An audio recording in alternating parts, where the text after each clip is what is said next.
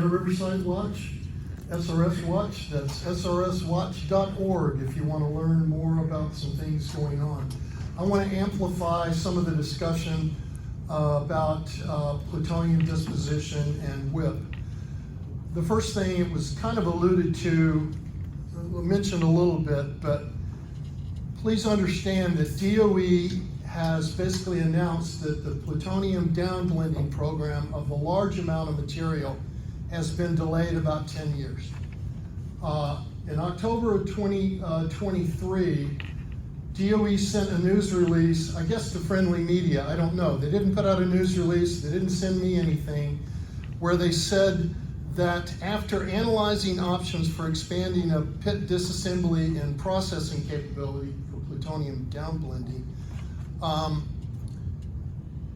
in considering the high volume construction projects across the nuclear security enterprise, they go on to say that basically the project has been delayed until the early or mid 2030s.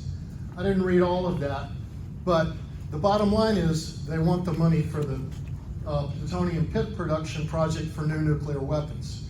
So they're postponing plutonium disposition for 10 years so they can transfer the money into pit production at Los Alamos and Savannah River Site for those 80 pits you heard mentioned.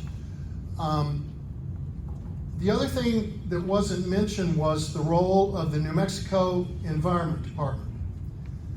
They permit the waste isolation pilot plant. They just went through a review of the permitting process and extended the permit for 10 years. So that means WIP has an operating permit. I think it's till 2034. They just did it, I believe, in November. So the questions about how long is WIP gonna last, well, right now, it can go 10 more years. That's all.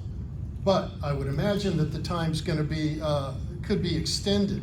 DOE has said in some of the processes out there that they need the facility until 2083. But it's unclear if it's going to be around for that long.